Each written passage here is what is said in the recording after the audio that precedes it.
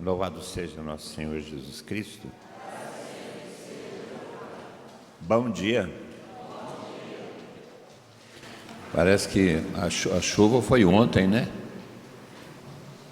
Bom, aqui na casa não choveu, não. Onde que choveu ontem foi para Pouso Alegre, para lá.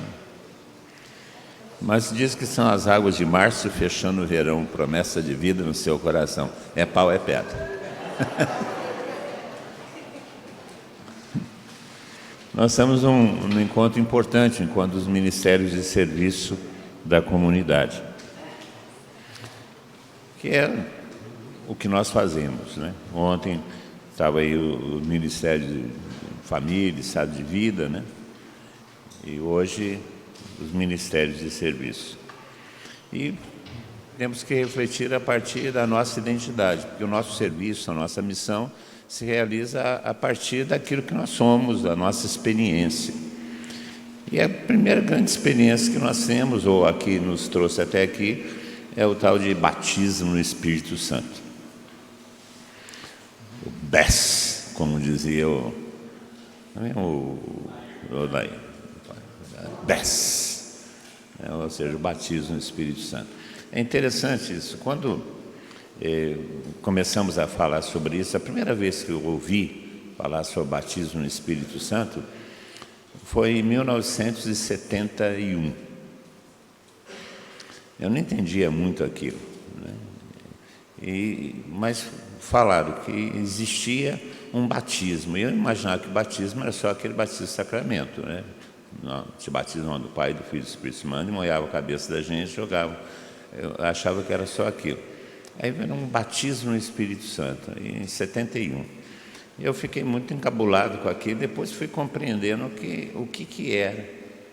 Porque, afinal de contas, quando o Senhor subiu ao céu, Ele mandou de lá o Espírito Santo para ficar conosco. E essa vinda do Espírito Santo para ficar conosco e nos levar à missão, nos foi dada de uma maneira experiencial, nos foi dada não só de uma maneira teológica, no sentido de doutrina, mas foi dado como uma experiência. Pentecostes foi uma experiência. E aí comecei a compreender o tal batismo no Espírito Santo. Nós estamos num retiro, numa formação dos ministérios de serviço da comunidade. E conversava com o Geraldo e com outras pessoas, o que tratar nesse dia? O que tratar nesse dia? Nós não conseguimos escapar de, no serviço, tratar, nos ministérios de serviço, tratar daquilo que é a nossa identidade fundamental, aquilo que nos trouxe até aqui, batismo no Espírito Santo. Eu quero fazer algumas reflexões com vocês a respeito de alguns fundamentos, de alguns elementos dessa experiência que nós vivemos e vivenciamos dentro da nossa igreja. A primeira coisa que me veio ao coração para falar é que na Sagrada Escritura nós encontramos essa promessa. O Senhor Jesus Cristo está se preparando para entregar a sua vida, morrer para a nossa salvação, ressuscitar e enviar o Espírito Santo. Porque a salvação se realiza, o projeto de Deus se realiza dessa forma.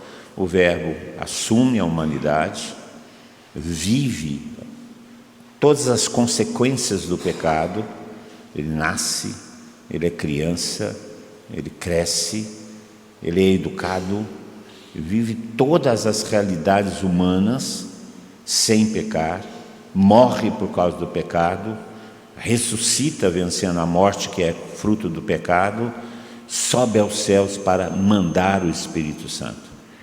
Não é uma coisa errada dizer que o Verbo se encarnou para que o Espírito Santo nos fosse dado. Não é errado dizer isso. A finalidade de Jesus Cristo ao nos salvar é nos dar o Espírito Santo, que a gente seja agora Espírito Santo, porque é um projeto de salvação. Porque veja, o que aconteceu? Deus criou todas as coisas e viu que todas as coisas eram boas. que eram boas significa eram santas. E o homem pecou, destruiu ou quis destruir com seu pecado a obra de Deus. E a obra de Deus, o que é? O Espírito pairava sobre as águas. O Espírito envolvia todas as coisas. Então o projeto de salvação de Deus não é só uma questão de salvação do pecado, é uma questão de fazer com que o Espírito paire sobre todas as coisas. Era necessário que o Espírito fosse dado novamente, porque o pecado do homem fez com que o Espírito se afastasse. Não que se deixasse de existir ou de influenciar no mundo, porque é ele que dá a razão do ser. Mas não tem mais o homem por seu pecado impede aquela ação, aquele governo do Espírito. Então era necessário restaurar isso. Então o Verbo se encarna para que o Espírito seja dado à criação. A redenção, ela se concretiza, se realiza efetivamente quando o Espírito é dado. Não só quando Cristo morre e ressuscita, vencendo a morte, mas venceu a morte para que o Espírito fosse dado, porque era a morte que impedia que o Espírito fosse dado. Então era necessário vencer a morte para o Espírito ser dado. Então, o sentido da encarnação do Verbo, sua paixão, sua morte, sua ressurreição, o sentido disso é o Espírito Santo, é dar o Espírito Santo. Para isso que o Senhor veio, para que o Espírito Santo fosse dado. Essa é a nossa espiritualidade, essa é a revelação. E eu tomei alguns textos para refletir sobre isso. O primeiro texto que eu queria tomar com vocês é o Evangelho de João, no capítulo 16, no versículo 7. O Senhor está se preparando, está se despedindo dos seus apóstolos, se preparando para a parte final de sua missão. Ele vai se entregar, vencer a morte, vencer o pecado, para que, ele diz no versículo 7, eu, porém, vos digo a verdade, aquilo que interessa. É bom para vós que eu vá. O Senhor está falando que está na hora dele voltar ao Pai. Mas qual o sentido disso, dele voltar? E ele vai falar assim, é bom para vós que eu vá. Mas imagine, quem que é a pessoa que você mais ama aqui? Sua mãe, seu pai, seu namorado, sua namorada, né? Meu amor. Aí esse amor que você tem chega para você e fala assim, olha, tchau, é bom para você que eu vá. Já pensou sua esposa, ou seu marido, ou seu namorado, ou seu noivo, quase mulher, e chega para você e fala assim, olha, é bom que eu vá. O que você vai falar? Bom como? Ou alguns podem falar assim, graças a Deus que é bom que ela vá, né? Bom como? O seu filho querido chega para você e fala assim, pai, é bom que eu vá. Como? E o Senhor fala para nós assim, é bom que eu vá. Por que o que justifica isso? O que justifica essa dor? O que justifica essa perda? O que justifica isso? Se eu não for, o Paráclito não virá a vós. Mas se eu for, eu enviarei a vós. É bom que eu vá. Porque se eu não for, não virá a vós o Espírito. Portanto, o Espírito que vai ser enviado, Ele vai suprimir, vai satisfazer aquele vazio que foi deixado com a ausência dele. Ele volta para enviar o Espírito. Se ele volta para enviar o Espírito, ele só pode voltar quando ele vencer a morte. Então ele vence a morte para voltar, para dar o Espírito. Portanto, ele vence a morte para dar o Espírito. E para vencer a morte, para dar o Espírito, ele precisava ser um de nós, precisava se encarnar. Ele se encarna para vencer a morte que é o pecado, para dar o Espírito. O Verbo se encarna para dar o Espírito. A razão de todo o projeto de Deus, da encarnação do Verbo, da pregação do Evangelho, a razão, a justificativa para tudo isso é o Espírito Santo. É o derramamento do Espírito Santo. Portanto, não conseguimos compreender a vida cristã sem a vida no Espírito. A vida cristã é a vida no Espírito. É necessário que eu vá, porque se eu não for, não virá a voz. E esse Espírito Santo foi enviado a nós de uma maneira inequívoca. Por isso, o Senhor resolve mandar o Espírito vem de uma maneira bem escandalosa, para que se não duvide que o Espírito foi dado, porque é necessário que ele venha. Ele custou a paixão, morte e ressurreição do Verbo, de Jesus Cristo, nosso amor. Ele custou isso.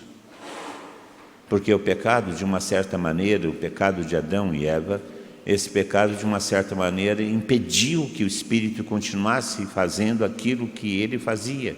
O Espírito pairava sobre as águas, ou seja, o Espírito é que dava o sentido, o Espírito é que dava o ser para tudo que era criado. Isso se perdeu, esse sentido, essa razão se perdeu pelo pecado. Então é necessário que ele venha, vença o pecado, para que o Espírito seja dado. A razão pela qual Jesus Cristo assumiu a humanidade e morreu por causa dos nossos pecados é para que o Espírito fosse dado novamente, para que a gente voltasse ao estado original. Portanto, não se compreende a obra redentora de Deus, não se compreende a obra redentora de Jesus Cristo sem o derramamento do Espírito Santo. O derramamento do Espírito Santo justifica a encarnação, a paixão, morte e ressurreição de Jesus Cristo. Isso que nós encontramos logo no começo do Evangelho, numa das partes do Evangelho. E como é que esse Espírito foi dado? Vamos lá para Atos dos Apóstolos, capítulo 1.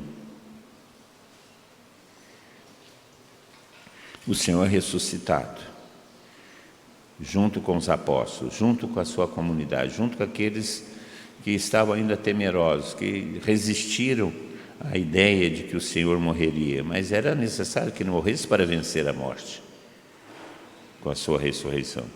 E ele venceu a morte com a sua ressurreição para que o Espírito pudesse ser dado novamente, porque ele venceu como que um empecilho, aquilo que impedia o Espírito de ser dado, que era o pecado. Ele venceu o pecado com a sua morte, venceu o pecado com a sua ressurreição, e por isso o Espírito agora pode ser dado novamente. Por isso é bom para vocês que eu vá, porque se eu não for, não virá. E aí começa a história, ou começa o fato do derramamento do Espírito Santo. Começa no versículo 4 do capítulo 1 de Atos dos Apóstolos. Ao tomar a refeição com eles, deu-lhes essa ordem: não vos afasteis de Jerusalém. Não vos afasteis de Jerusalém. O que significa isso, não vos afasteis de Jerusalém? Não se afastem do Evangelho, não se afastem daquilo que eu prometi, não se afastem de mim. porque quem dá o Espírito é Jesus Cristo. Então nós não podemos nos afastar dele, porque nós não vamos ter acesso ao Espírito de uma outra forma a não ser através dele. Por isso não se afastem de Jerusalém, não se afastem de Jerusalém, mas aguardem, mas esperai a realização da promessa do Pai, da qual me ouvistes falar. A promessa do Pai. E gozado isso, né? A promessa do Pai é o Espírito. A promessa do Pai é o Espírito Santo. Para que o Espírito Santo fosse dado, o Verbo veio, o Verbo se encarnou, assumindo a nossa humanidade, morrendo pelos nossos pecados, vencendo o pecado com sua ressurreição, para que o Espírito fosse dado. Para que o Espírito fosse derramado. Por isso ele repete isso. Mas esperai a realização da promessa. Não vos afasteis de Jerusalém, não se afastem da fé, não se afastem do Evangelho, mas esperem a realização da promessa, da qual me ouviste falar. E quando eu disse, vocês serão batizados com água, João batizou com água, vós, porém, dentro de poucos dias, sereis batizados com o Espírito Santo. Volta de novo o Espírito Santo. É necessário que assuma tudo isso, morra, ressuscite, vença a morte e derrame o Espírito Santo. É isso que ele está dizendo. Sereis batizados com o Espírito Santo. Não se afastem da fé, não se afastem de Jerusalém, mas aguardem que o Espírito virá e vai cumprir a promessa, vai realizar a promessa, vai restaurar aquilo que foi perdido pelo pecado. Ele será dado abundantemente. O Espírito Santo concretiza a nossa salvação. Aí está pronto. O Verbo veio e derramou o Espírito Santo. E ele diz isso um pouco mais à frente, no versículo 8, ele fala isso: mas recebereis a força do Espírito Santo que virá sobre vós e sereis minhas testemunhas em Jerusalém e em todo o mundo. A vida cristã é a vida de testemunho. Nós somos cristãos. O que é ser cristão? É ser outro Cristo. O que é ser outro Cristo? É viver o Evangelho. E ele fala que para que a gente viva essa vida cristã conquistada por Jesus Cristo, é necessário que o Espírito seja dado, que o Espírito Santo seja derramado, porque ele dará a graça necessária para viver o Evangelho. Nós só seremos testemunhas, ou seja, só conseguiremos viver o Evangelho e só viveremos o Evangelho com o Espírito Santo. Esse é o projeto de Deus, para restaurar a humanidade que foi ferida pelo pecado. Esse é o projeto de Deus. E aí os apóstolos então escutam isso e aguardam o cumprimento da promessa. Interessante isso, que o Senhor sobe aos céus, mas ainda fica algum tempo sem nada. O Espírito Santo vem 10 dias depois da subida do Cristo ao céu. Eu acho que é pedagógico, né? Porque Deus fala assim: vocês vão gerar a necessidade, o gosto, a esperança, o desejo. E aí o Espírito Santo é derramado.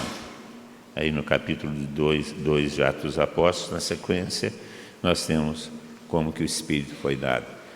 Nós podemos ler esse capítulo 2 de Atos dos Apóstolos, como agora as coisas se completaram.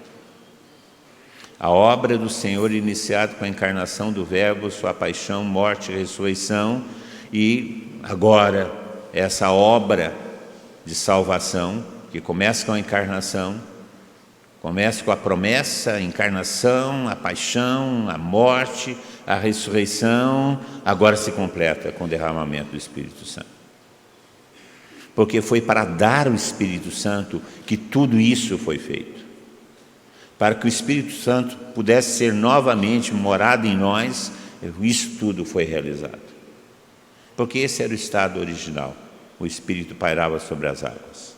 Esse era o estado original. Então, para que isso fosse restaurado, aquilo que foi destruído pelo pecado fosse restaurado, havia necessidade do Espírito ser derramado. E para o Espírito ser derramado, o Verbo se fez carne, morreu por nossos pecados, ressuscitou e derramou o Espírito Santo. Aí, no capítulo 2 de Atos dos Apóstolos, essa promessa se cumpre. Quando chegou o dia de Pentecostes, capítulo 2, versículo 1, os discípulos estavam todos reunidos no mesmo lugar. É interessante a Sagrada Escritura falar isso. Chegou o dia de Pentecostes, quer dizer, um dia determinado, aguardado séculos, aguardado tempo, o dia de Pentecostes. Os discípulos estavam todos reunidos. É necessário que exista essa comunhão, reunidos no mesmo lugar. Por que o São Lucas, que escreveu Atos dos Apóstolos, usa essa expressão, estavam todos reunidos no mesmo lugar? Porque muitas vezes nós estamos reunidos, mas não estamos no mesmo lugar, né? E algumas vezes nós estamos no mesmo lugar e não estamos reunidos. Tem muito casamento que está no mesmo lugar e não está reunido. E tem muito que não está no mesmo lugar. Então reforçou, reunidos no mesmo lugar. É condição para que o Espírito seja dado a nós, é condição que a gente esteja reunido no mesmo lugar. O Espírito Santo não é dado virtualmente, é dado para quem está presente. Se você não estiver presente, está ali, o que é estar ali? Porque tem vezes quando a gente vê que as pessoas não estão ali, né? Elas estão de corpo, mas de alma, né? Não estou falando dos corintianos, não, que nem sempre estão totalmente, só estão de corpo, né? De alma está no jogo do Corinthians. Totalmente. Eles estavam reunidos no mesmo lugar. E aí de repente, veio do céu como um ruído, como um vento forte. Veio um ruído como um vento forte, de repente. A promessa se realiza de repente porque é do tempo de Deus, não do nosso tempo. E começa a narrativa do derramamento do Espírito Santo. Essa narrativa nós encontramos no capítulo 2 de Atos dos Apóstolos. E ela é dividida em 3 partes, que é a mesma experiência. Primeiro, logo nos primeiros versículos, vai falar que é o de repente, veio do céu, um ruído, como um vento, que encheu toda a casa, e todos ficaram cheios do Espírito Santo. Por que o Espírito Santo veio dessa forma? Eu ficava pensando alguns tempos atrás, por que isso? Por que dessa maneira escandalosa? Vocês imaginem, os apóstolos já tinham escutado toda a promessa, tinham escutado o Evangelho, tinham presenciado a morte de Jesus Cristo, tinham experimentado a sua ressurreição, porque viram o Cristo ressuscitado, não queriam que ele voltasse para o céu. O Senhor vai falar para ele, não, é necessário que eu volte para o céu, porque se eu não for, não virá. Então eles agora estão aguardando aquele que vai ficar no lugar do Senhor, porque eles não podem ficar sozinhos, estão temerosos, trancados dentro do cenáculo. Aí vem o Espírito Santo. E como é que ele vem? Ele vem com estardalhaço. Por que o Senhor resolveu fazer assim? Veio em línguas de fogo, vento, ruído. Por que isso? para que não se duvide que o Espírito foi derramado. O Espírito é uma experiência, não é uma teoria. O Espírito é uma experiência. É dado como uma experiência. Porque aquilo que nós experimentamos, nós não negamos. Aquilo que nós experimentamos, nós sabemos o que é. O que é mais fácil? Pega uma criança de 6 anos, 5 anos, e fala para ela sobre as vantagens e as vantagens de comer uma fruta qualquer. Qual fruta que você mais gosta? Manga, laranja? Qual a vantagem? Qual as propriedades dessa fruta? O que você faz com a criança? Você dá a fruta para ela. E fala, é bom. Experimenta. Ela vai saber as propriedades dessa fruta, as propriedades daquelas vitaminas que ela comeu quando ela ficar mais adulta e for estudar, se for estudar, mas ela sabe o que é. Porque a experiência dá um conhecimento que não nos é tirado. A experiência nos dá e o conhecimento nos dá a propriedade. Quando eu experimento uma coisa e passo a conhecer aquela coisa que eu experimentei, eu me torno proprietário daquela coisa.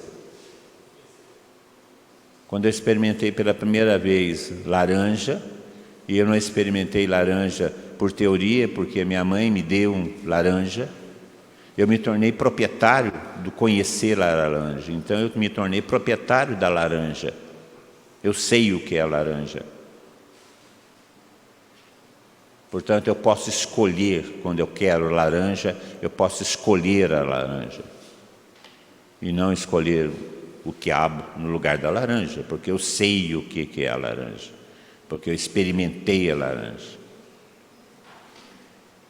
O Senhor quis que o Espírito Santo fosse dado como uma experiência, para que se torne propriedade do Espírito, proprietário do Espírito. Eu sei o que é o Espírito. Eu sei porque eu sei como Ele age, porque Ele agiu em mim. Então, isso me dá uma responsabilidade. Se eu apanhar qualquer fruto, pegar um abacaxi, pegar um outro fruto qualquer, entregar para vocês e falar assim, coma isso aqui porque isso é uma laranja. O que você vai dizer? Ele está mentindo, porque isso não é uma laranja, isso é um abacaxi. O Espírito é dado assim, para que a gente não duvide quando ele é dado. Para que quando alguém aparecer e falar, isso é Espírito, isso é a graça de Deus, isso é a vida cristã, isso é a vida de Cristo, isso é a vida que Ele quer para nós podemos dizer, não, isso não é, porque isso não dá o Espírito. O pecado não dá o Espírito. O prazer pessoal não dá o Espírito. O poder não dá o Espírito. O Espírito é graça. É dado àqueles que se submetem à graça. Por isso os apóstolos estavam reunidos no mesmo lugar, aguardando o cumprimento da promessa que foi feita a eles de receberem o Espírito Santo. E o Espírito Santo não foi dado de uma outra forma, senão como uma experiência. Porque a experiência nos torna proprietário daquilo que nós experimentamos. Você que experimentou o batismo no Espírito Santo, você não pode negar que a tua vida mudou depois que o Espírito entrou, começou. Você não pode negar isso. Você pode nem mais viver. Como muitos. Pode voltar à vida de pecado, como alguns. mas nenhum deles pode dizer que não experimentaram. Nenhum deles. Porque a experiência dá um conhecimento inegável. Porque se nós chegarmos para Deus e falar assim, mas o Senhor prometeu o Espírito, eu não recebi o Espírito. Não. Ele vai responder, não, você experimentou, portanto você sabe. Então o Espírito é derramado dessa forma,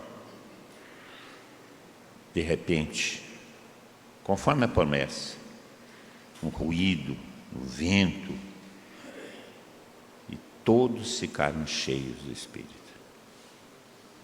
O que é ficar cheio do Espírito?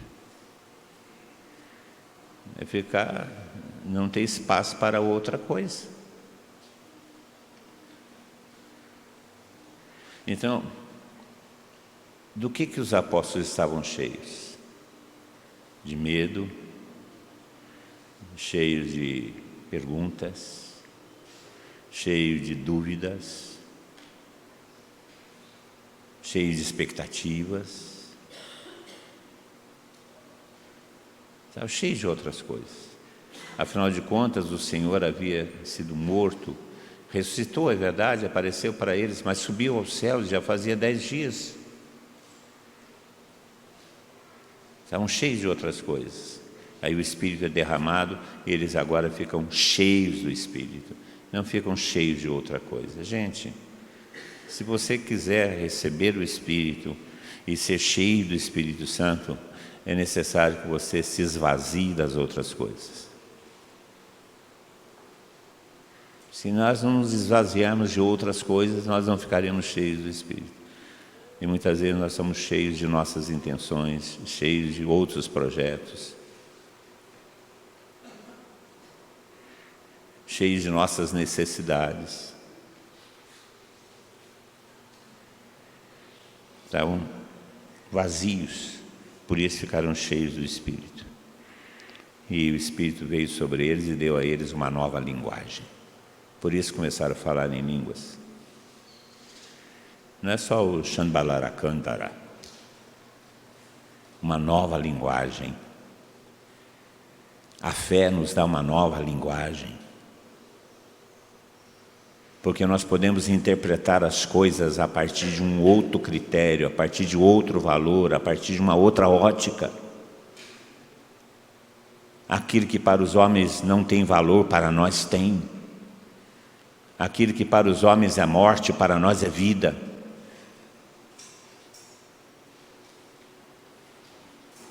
Nos dá uma nova linguagem, uma nova maneira de falar as coisas. Nós hoje em dia podemos falar que nós conhecemos o amor. Nós conhecemos o amor. O amor não é a marca de uma paçoquinha. Amor é Deus. Nós conhecemos o amor porque conhecemos a Deus. O Espírito nos foi dado. Conhecemos a Deus. Então, essas línguas que começamos a falar é porque nós começamos a falar outras línguas, porque nos comunicamos com outras coisas que nós não comunicamos antes. Por isso o Espírito Santo é derramado e nos dá uma nova linguagem, a linguagem do Espírito. E começa a nossa vida. São Lucas, que escreveu o Atos dos Apóstolos, ele quer colocar logo aí no começo do derramamento do Espírito Santo essa experiência, que é a experiência da comunidade primitiva. É claro que esse derramamento do Espírito Santo naquela comunidade causou espanto, porque aqueles que estavam ali ao redor em Jerusalém viram que alguma coisa aconteceu. A experiência do derramamento do Espírito Santo, ela não é intimista, ela é social. Porque quando ela acontece, alguma coisa acontece também na sociedade na qual eu vivo. Eu me lembro, nós tínhamos um jovem na comunidade jovem de Itajubá, em 1970, em Burladinho. O nome dele era Grifu. Você sabe o que é grifo? É um bicho, né? Um pré-histórico. Era um sujeito muito grandão, chamado Grifo. Luiz Armando, o nome dele. Meu afilhado, já falecido, morreu com 30 e poucos anos. Luiz Armando, do Paraná. E é interessante, a experiência do batismo no Espírito Santo dele foi muito interessante, porque ele começou a chorar e falar muito alto, e chorar e falando alto, mas ficou muito claro que alguma coisa tinha acontecido com ele. E as pessoas ao seu redor, ele estudava na IFEI, começaram a perguntar o que tinha acontecido com o Luiz Armando. Ele ficou louco, o que aconteceu? E aí era a oportunidade que nós tínhamos de falar que o Luiz Armando tinha se convertido. E era a oportunidade do Luiz Armando falar que tinha se convertido. Então, a mesma coisa aconteceu aqui. Os apóstolos receberam o Espírito, tiveram a experiência do amor de Deus. A multidão viu que havia acontecido alguma coisa com eles e se ajunta em torno dele para perguntar: o que aconteceu com vocês? O Espírito Santo, quando é dado, ele suscita essa pergunta, ele precipita, ele começa, ele provoca a missão. Porque aqueles apóstolos, então, vão falar o que está acontecendo. Quando somos batizados no Espírito Santo, a nossa vida, a nossa experiência deve gerar essa pergunta para aqueles que vivem com a gente: o que aconteceu com ele? Quando você se converteu e teve a experiência do Espírito, perguntaram isso: o que aconteceu com ele? Perguntaram. O filho de dona fulana de tal, eu acho que endoidou. Agora ele está mexendo nesse negócio, no estar de renovação carismática, alguma coisa aconteceu com ele. Não falaram isso de vocês, não? Eu lembro quando eu fui batizado no Espírito Santo, em 1971. Tinha acabado de sair do quartel. Eu achei que eu tinha que pregar o Evangelho de tudo quanto é jeito. Então, nos domingos, eu ia à missa, na Soledade, na primeira missa das 7h30, 7h, eu saía da missa com o sermão do padre na cabeça, gravava, levava para tomar a nota, e saía de casa em casa, eu sozinho, indo de casa em casa, batia na porta, o pessoal meio dormindo ainda, 7h30, 8h, meio dormindo ainda, assim, eu pegava, lia aquilo que eu tinha tomado nota da missa do Evangelho, porque eu tinha uma necessidade absoluta de falar sobre aquilo que eu havia escutado e experimentado. O que aconteceu? Aqueles homens começaram a louvar a Deus e eles tinham essa necessidade, e aquela multidão ficava olhando: o que aconteceu com essa turma? O que aconteceu com eles? E aí eles puderam ter a chance de falar alguma coisa. Começaram a falar o que aconteceu com eles. A experiência do Espírito gera o primeiro fruto da experiência do Espírito: o testemunho. Isso faz com que aqueles que observam a nossa vida perguntem: o que aconteceu com eles? Não é que a gente saia de uma vida ruim, uma vida pecaminosa para uma vida da graça, não é isso. Mas quando nós somos tocados pelo Espírito, a nossa vida muda e as pessoas perguntam o que aconteceu com ele, mesmo aqueles que já eram bons, mesmo aquelas famílias que já estão na fé, mesmo aqueles vão perguntar o que aconteceu com ele. A primeira tentativa de explicação é uma tentativa humana: eles estão bêbados, cheios de vinho doce. A gente pode até responder: em alguns dias sim. Aí não está na hora ainda. Se fosse um pouco mais tarde. A mudança de vida, aquilo que o Espírito causa em nós, provoca a curiosidade naqueles que nos observam, porque nós somos observados. Nós somos observados, as pessoas nos veem. E a minha vida mudada é uma motivação, é uma provocação, é uma oportunidade de eu falar o que me mudou. Portanto, a experiência do batismo no Espírito Santo, ela tem um compromisso social, ela gera uma pergunta, gera uma interrogação, que nós respondemos. Porque a experiência do batismo no Espírito Santo nos tira, bota em evidência. O texto fala isso. Havia uma multidão reunida em Jerusalém, era festa. Pentecostes era uma festa importante para os judeus. E a cidade estava cheia de gente. Provoca, implica nas pessoas, gera curiosidade. E Pedro vai aproveitar e fala assim: então, vem cá que vocês vão saber o que é que aconteceu. Quando vocês tiveram a experiência do batismo no Espírito Santo, quando vocês tiveram a experiência da verdadeira conversão, a entrega de sua vida para Deus, não teve essa reação nas pessoas que você conhece? Os seus velhos amigos, o que falaram?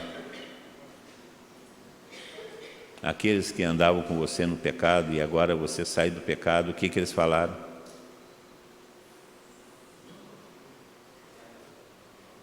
Endoidou? Agora está mexendo com esse negócio de igreja, ficou chato.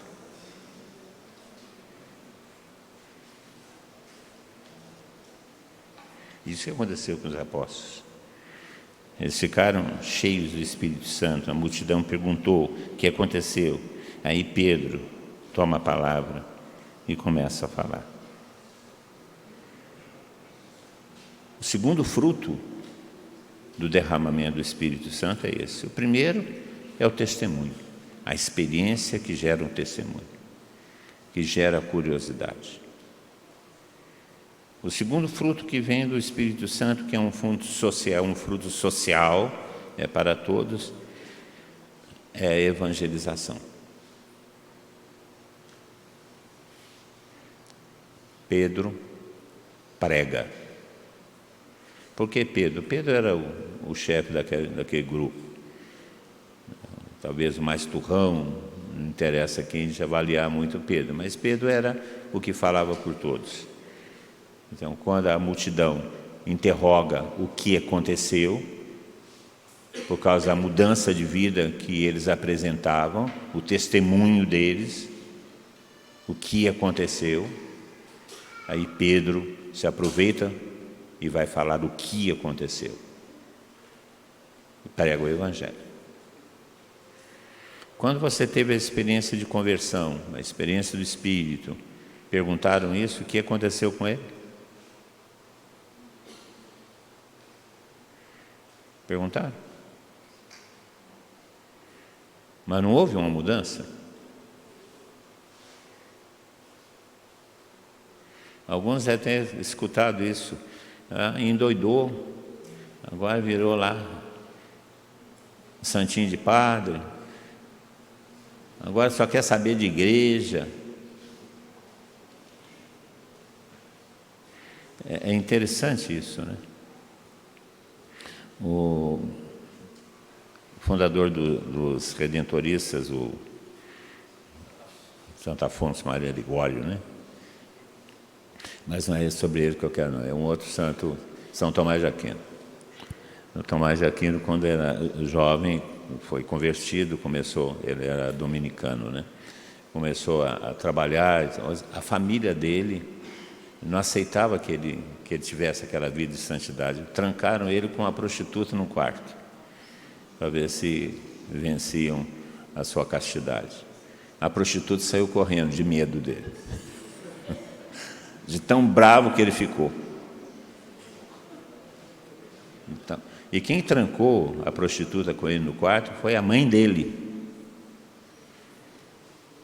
que não aceitava que ele tivesse uma vida santa. Mas a prostituta que foi trancada no quarto com ele ficou com tanto medo dele, porque ele estava a fim de dar porrada nela.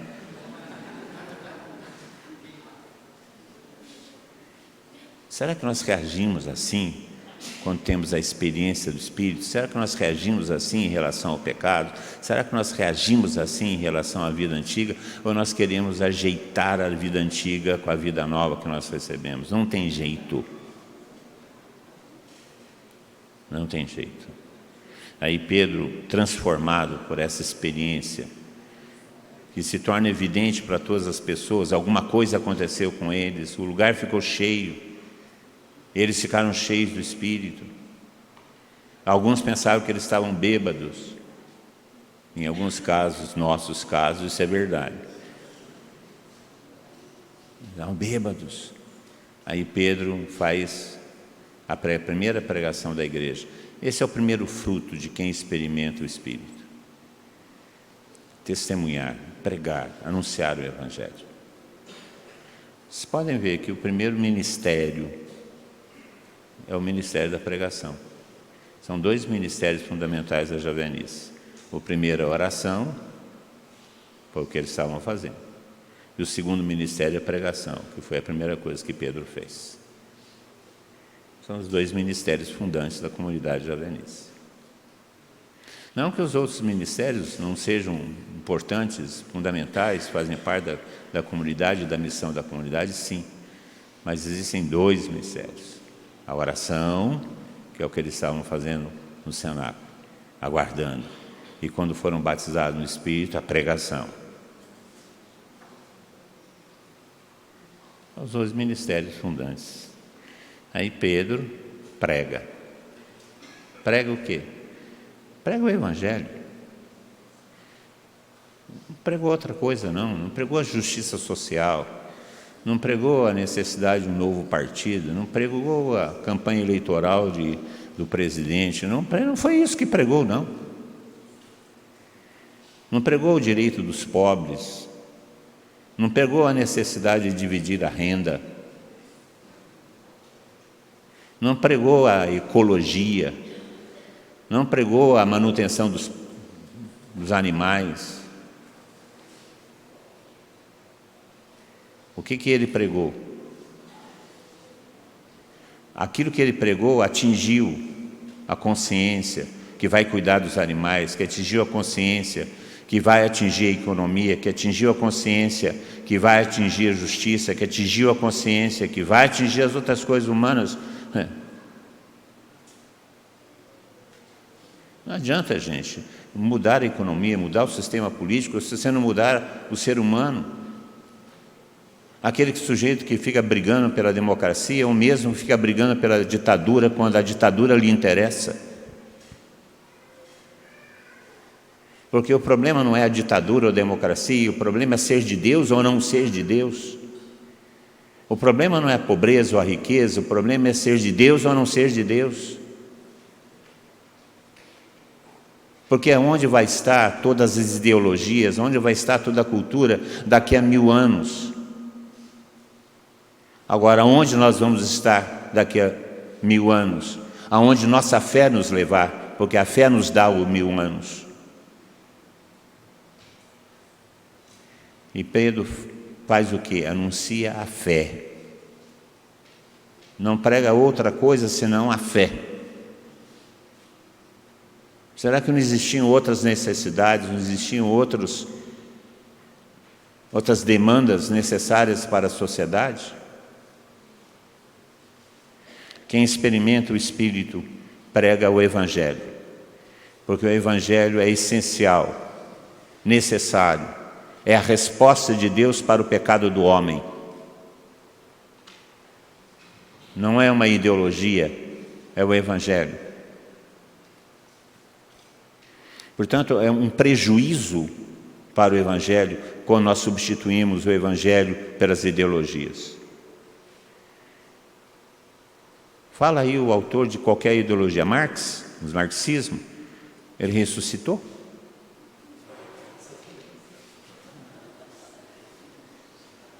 Ou continua mortinho onde ele foi enterrado? O túmulo de Jesus Cristo está vazio.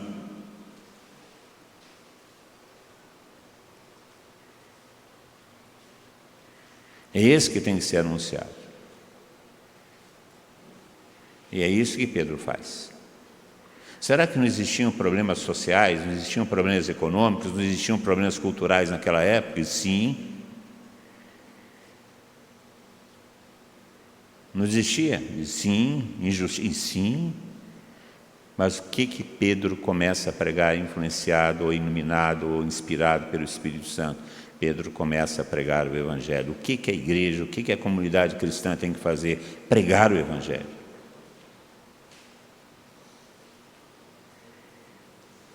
E Pedro começa a pregar o Evangelho. Anuncia Jesus Cristo morto, ressuscitado, glorificado, Senhor, Messias. É isso que Pedro começa a falar. Jesus Cristo, morto, ressuscitado, glorificado, Senhor, Messias. Essa é a nossa pregação. Existe um pecado no mundo, a injustiça, os pobres estão sendo explorados. Qual que é a resposta? Jesus Cristo, Senhor, Messias.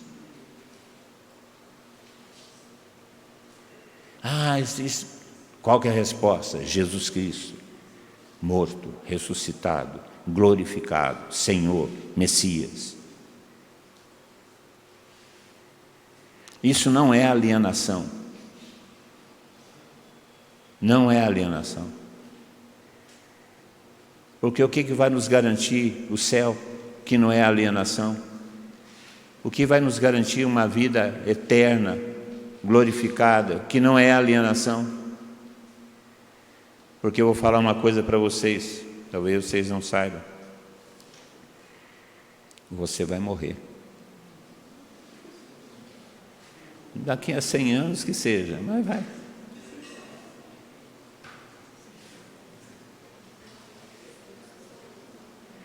E aonde nós vamos viver daqui a 100 anos?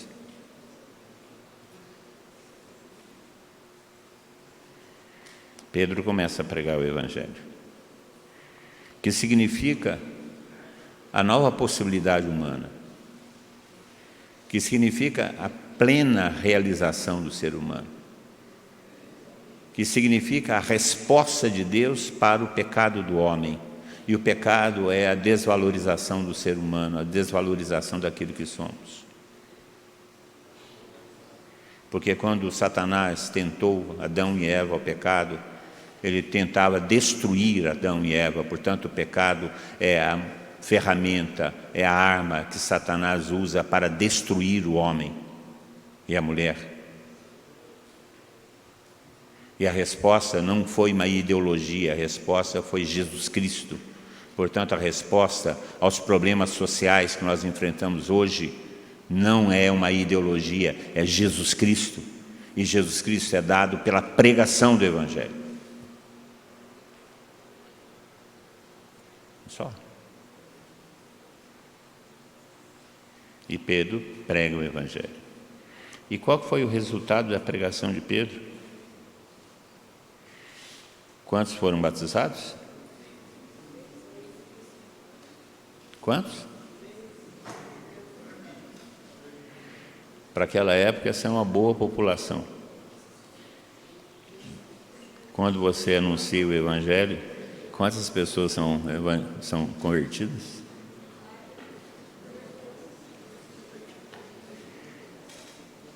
Se converter um, já valeu a pena. Já valeu a pena. E aquela turma que pregou aquele dia, cheio do Espírito Santo, e converteu essa quantidade de gente, não fez escola Paulo Apóstolo.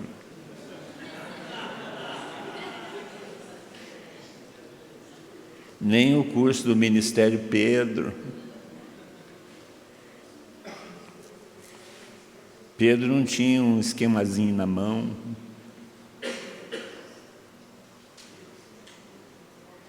E o Espírito agiu foram convertidos. Mas resolve o problema serem convertidos? Não.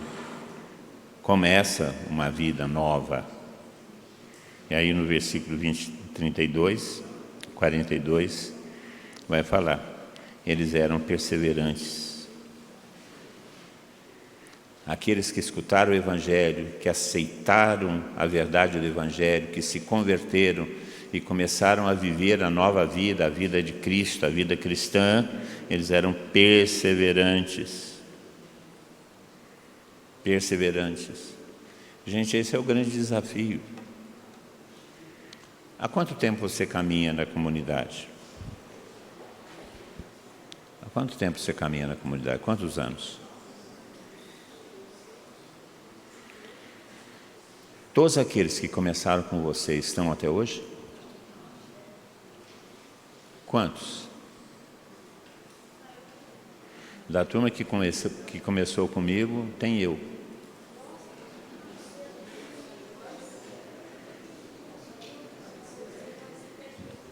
Tem alguns da minha época, por exemplo, o Padre César, ele fez parte da comunidade jovem, mas entrou depois de mim. O Padre César. O que mais? Paulinho da Pai,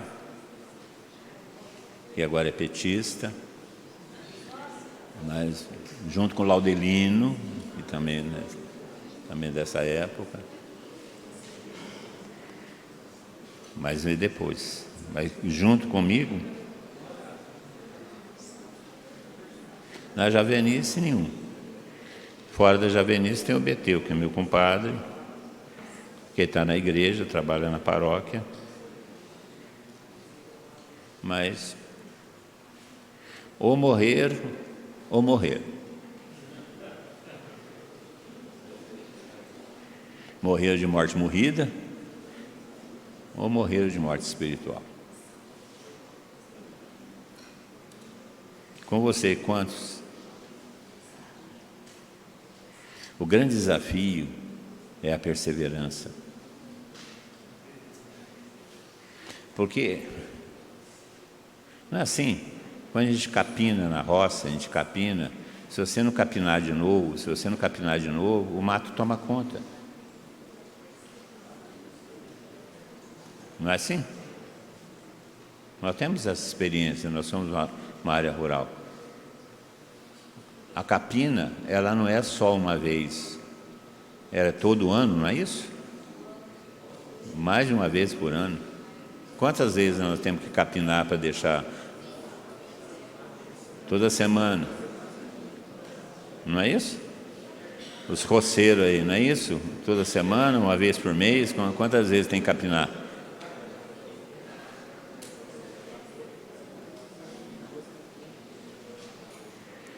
Então, a perseverança é o desafio. Por isso eles perseveravam, eram perseverantes. Gente, uma coisa que eu aprendi nesses anos todos: as forças que existem para nos tirar de onde nós estamos são muitas. Aquelas que são para nos ajudar a ficar onde nós estamos são poucas.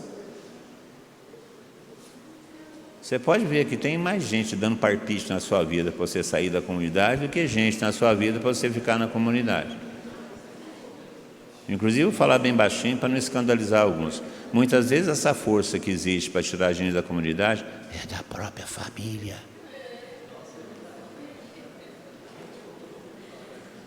Porque entendem que o projeto familiar que eles nos apresentam é melhor que o projeto de Deus para nós.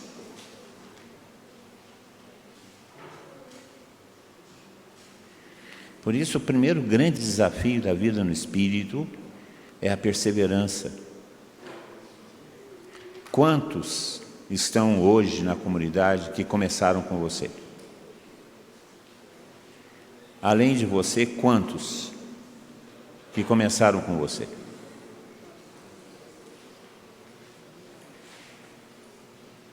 O grande desafio é a perseverança. Por isso, a primeira graça que nós temos que pedir, o primeiro auxílio, porque graça é auxílio, a primeira graça, o primeiro auxílio que nós temos que pedir para o Senhor é: dê-nos a perseverança. Dê-nos a perseverança. A perseverança não é só resultado do nosso esforço, a perseverança, antes de mais nada, é graça de Deus para nós. Porque é lógico, a gente que é convertido no pecado, o pecado vai chiar, vai exigir o retorno, vai querer tomar posse daquilo que ele perdeu.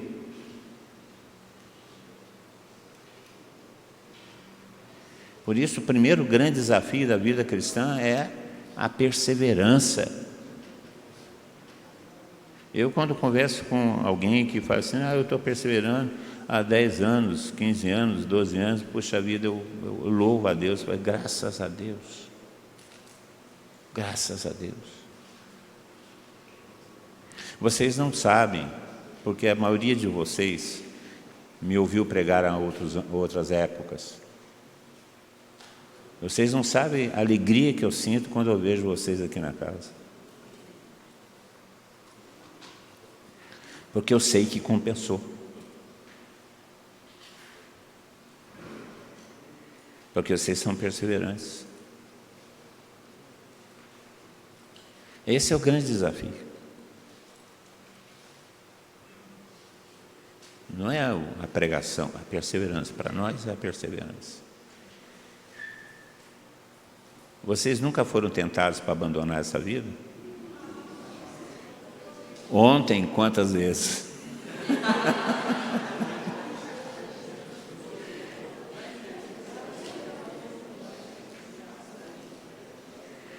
Primeiro fruto do Espírito, primeiro fruto da graça, primeiro fruto de Pentecostes, não é o dom de línguas, não é o dom de línguas. O primeiro fruto de Pentecostes é a perseverança.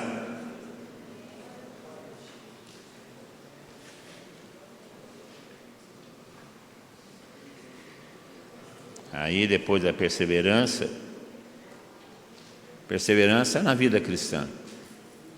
Perseverança na vida cristã que tem 4 pilares. A vida cristã tem 4 pilares. A perseverança na vida cristã, a perseverança nesses 4 pilares. O primeiro pilar é a doutrina, ensinamento dos apóstolos. Aquilo que os apóstolos ensinaram a partir da Sagrada Escritura. O ensinamento dos apóstolos é o ensino da igreja. Perseveravam na vida de oração. Não existe cristianismo sem oração. Não existe vida cristã sem oração. Sem rezar não vai. Achar que só vai pelo esforço não vai. Sem oração não vai. A vida cristã é alimentada pela Eucaristia. Terceira coisa é a Eucaristia. Nós temos a graça, o Senhor nos deu a Eucaristia. A Eucaristia não é para a conversão, a Eucaristia é para o sustento da fé. Por isso quem comunga são aqueles que já são convertidos, não aqueles que estão em processo de conversão. A Eucaristia não é para quebrar galho, a Eucaristia é para celebrar a nossa fé e nos alimentar em nossa fé, não é para quebrar galho. Essa visão equivocada muitas vezes que fala que a evangelização é celebrar a missa, não é. A Eucaristia é a alimentação para a nossa vida espiritual, que nós adquirimos pela conversão, pelo batismo no Espírito Santo, pela pregação do Evangelho. A Eucaristia e a comunhão fraterna, a comunidade. Eu não sei se a comunidade é dom ou é tentação, né? E algumas vezes é a comunidade.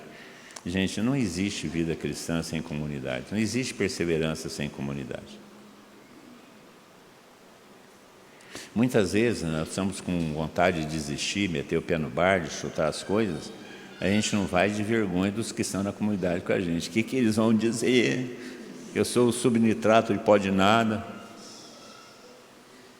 Aí, para não dizerem que eu sou um subnitrado de pó de nada, eu permaneço. A comunidade fez seu papel. Por isso que a comunidade é cheia de gente chata. Entendeu? Essa pessoa que está aí do seu lado é uma das comunidades. Embora ela seja chata, ela colabora com a sua perseverança.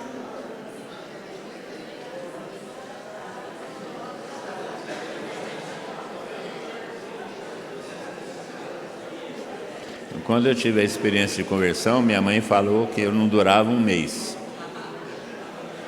Aí eu falava, eu vou mostrar para ela.